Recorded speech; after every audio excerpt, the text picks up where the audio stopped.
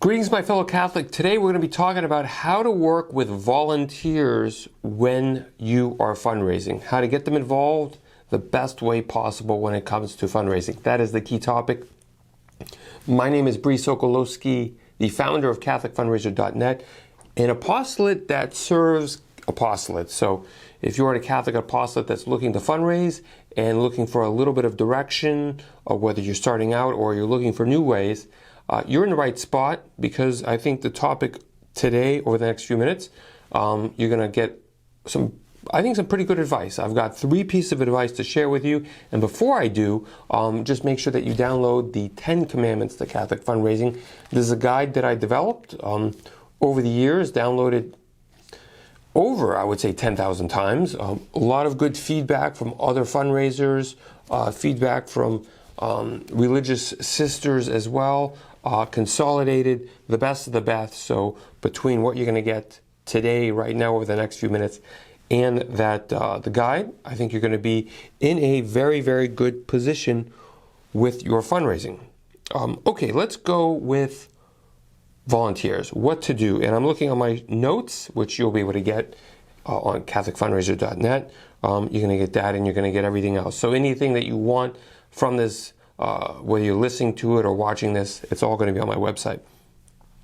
Point number 1 is, if someone is scared to make an ask, then my recommendation is don't use them for fundraising. It's as simple as that. People have to overcome the fear themselves. So you can kind of assist them with it, but if there is not that internal urge to say, look, I'm just going to push through it, especially as a volunteer, just find something else for them to do. I think that's the best way to go, because otherwise in that it's like pulling teeth, and you are not a dentist, okay? Unless you might be a dentist, then, use them, have them be part of your, I guess, your dentistry, your dentist practice. But it's really important. It's just, I've worked too many times, and it's so hard to get somebody to be able to do this, especially as a volunteer. Number 2, if someone is slow with their asks and doesn't follow up with the updates, then don't use them with the fundraising. If you're calling them up and saying, hey, did you speak to so-and-so? Hey, did you do this? Hey, do that? And they're either slow, they're non-existent, or they're saying they're going to get to it, and there's every excuse under the sun. I had to pick up the kids, or I had this, and job, yada, yada, yada, yada. Look, I get it. Life happens. But if it happens, it's more likely going to continue to happen. So just don't use them as a volunteer. It's as simple as that. I know your list of volunteers is getting very, very short, which brings me to point number 3. The best way to use volunteers is to simply use them to collect contacts and the names and the details, etc., of people that you ask for donations. It really is that. It ends up just being you making the asks.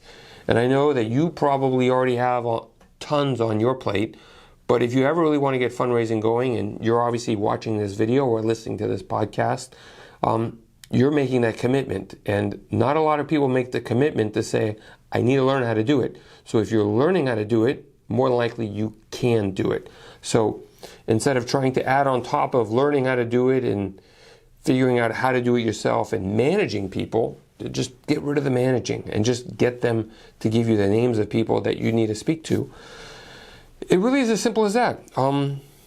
If they're scared, don't use them. If they're impossible to get a hold of, or they're slow, and you're trying to pretty much manage them, and if you don't manage them like a hawk, they disappear for months, don't use them.